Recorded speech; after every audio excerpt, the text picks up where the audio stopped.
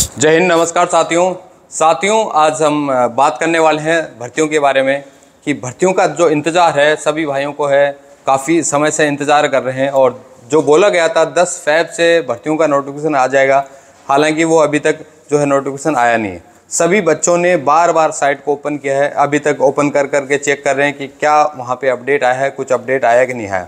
एक और कन्फ्यूज़न था कि भर्तियाँ जो उम्र है, उम्र के अंदर किस प्रकार से बदलाव किया जाएगा या बच्चों का नंबर आएगा कि नहीं आएगा। जिन बच्चों के 4 महीने 6 महीने या फिर 2 महीने बचे हुए हैं, क्या उनका नंबर आएगा भर्ती के अकॉर्डिंग। और बहुत सारे मेरे भाई हैं जिन्होंने मेरे को मैसेज भी किया है, कॉल भी किया है कि सर उसमें जो एलिजिबिलिटी दी हुई है उसके अंदर हमारा नंबर आ रहा है, लेकिन आपने मुझे ये चीज़ बताई थी, वीडियो में भी ये चीज़ मैंने अपलोड की थी कि भाई आपका जो जन्म है 1 अक्टूबर 2002 से लेके 1 अप्रैल 2006 के मध्य होना चाहिए। मैंने उस वीडियो के अंदर भी ये चीज़ बताई थी। और इस एलिजिबिलिटी के अंदर अगर आप साइट के ऊपर जाओगे, साइट में ये चीज़ देखोगे कि वहाँ पे जो आपकी उम्र है उसके अनुसार 2001 की 2 की बजाय 2001 1 अक्टूबर 2001 से लेके 1 अप्रैल 2005 के मध्य आपका दिखा रहा है। तो वो बच्चे कंफ्यूज ना हो। और हालांकि उन बच्चों को खुशी है कि हमारा नंबर आ जाएगा उसके अकॉर्डिंग, लेकिन मैं आपको बता दूं कि अभी तक जो भी कैलेंडर अपडेट हो रखे हैं पुराने हैं, नए भर्ती के कैलेंडर अपडेट नहीं हुए हैं। जब नए कैलेंडर अपडेट होंगे तो आपकी उसमें जो है एज बदल जाएगी, तो उसमें आपको कन्फ्यूज़न नहीं होना है। उन भाइयों के लिए मेरा थोड़ा दुख भी है। और भर्तियाँ लेट कैसे हो रही है, अपडेट अभी तक क्यों नहीं आए, उसके ऊपर हम बात करें तो अभी तक आपने देखा होगा जितनी भर्तियाँ आती है सबका नोटिफिकेशन मार्च में आता है। तो हो सकता है कि ये मार्च में हो, लेकिन एक और कन्फ्यूज़न सबसे बड़ा है, जो गवर्नमेंट आपको गुमराह कर रही है, बच्चे गुमराह हो रहे हैं उसके चलते, और गवर्नमेंट एक तरह से लॉलीपॉप दे रही है उन सभी भाइयों को जो भाई आर्मी की तैयारी कर रहे हैं।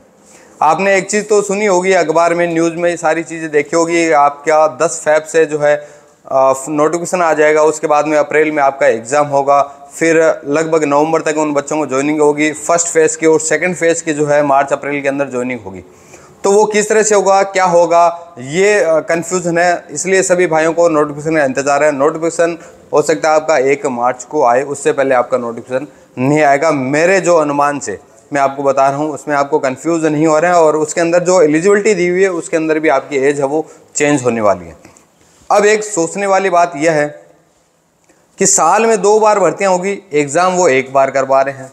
आपका अप्रैल में उस जो अखबार की जो कटिंग आई थी, न्यूज़ आई थी, उसके अनुसार आपका साल में अप्रैल में 1 बार एग्ज़ाम होना था और 2 बार भर्तियाँ होनी थी। तो 2 बार कैसे होगी? आपने अगर 1 बार एग्ज़ाम दिया है, 1 बार एग्ज़ाम आपने क्रैक किया है, तो आपका फिजिकल भी 1 ही बार होगा। तो दूसरी बार क्या फिजिकल होगा? नहीं होगा। तो 2 बार कैसे होगा? अभी तक आपने देखा होगा ये जो पीछे जो भर्ती गई है इसमें 2 फेस में उन्होंने बच्चों को बुलाए हैं। तो क्या ये 2 बार भर्ती करने वाला लॉलीपॉप है? क्या ये वही है? तो बच्चे कंफ्यूज हो रहे हैं बहुत ज़्यादा उसके चलते। तो एक तरह से ये हो सकता है बहुत बड़ा गवर्नमेंट का लॉलीपॉप हो। पहले भी भर्तियाँ 50+ हज़ार की जो है प्रत्येक ईयर होती थी, हर साल 50,000 प्लस जो है कैंडिडेट को लिया जाता था। अब अगर 2 बार भर्तियां करवा रहे हैं, जैसे बैक डेज में उन्होंने करवाई थी कि आधे AROs की जो भर्ती है वो उन्होंने नवंबर तक करवाई, और आधे AROs की जो भर्ती है उन्होंने लास्ट में करवाई दिसंबर तक। तो उन बच्चों की ज्वाइनिंग 2 पार्ट में दी, पहले में 25,000 समथिंग और दूसरे में 21,000 समथिंग, 2 पार्ट में। तो उन्होंने ये चीज़ बोल दी कि 2 बार भर्ती होगी, 2 बार 2 बैच हमारे पास में आ गए। तो अभी आगे 2 बैच क्या वैसे ही होंगे या फिर इनमें कुछ बदलाव वो लोग करेंगे? अभी तक नेवी एयरफोर्स की जो आप भर्तियाँ देखते हो, हर 6 महीने के बाद में उनकी वैकेंसीज आती है, हर 6 महीने बाद में उनका एग्ज़ाम होता है, एग्ज़ाम के 1 महीने बाद में उनका फिजिकल होता है। तो सेम पैटर्न आपका भी वही आने वाला है।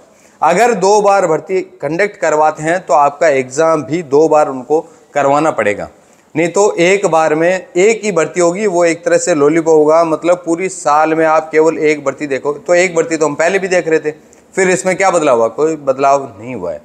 तो जब तक वो नोटिफिकेशन नहीं आ जाता तब तक ये चीज़ क्लियर नहीं हो पाएगी उन सभी भाइयों की।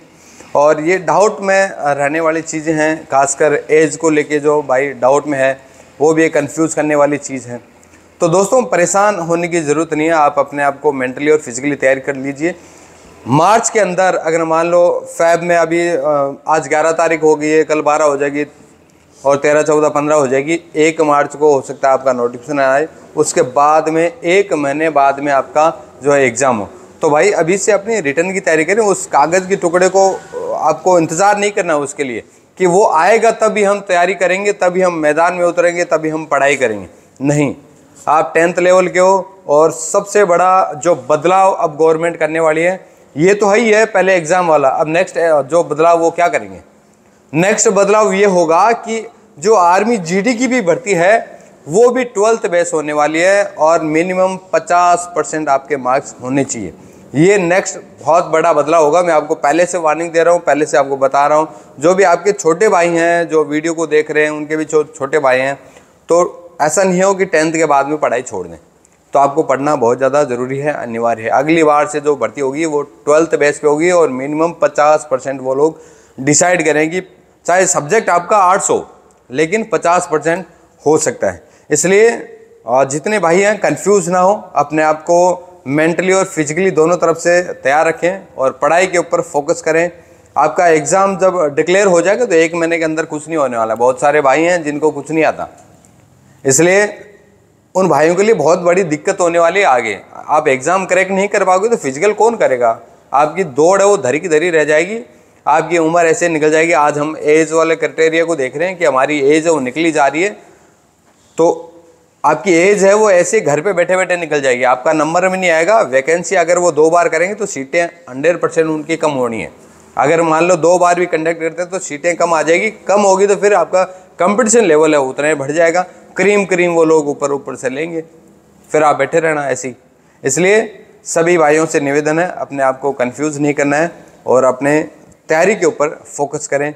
जय हिंद, जय भारत।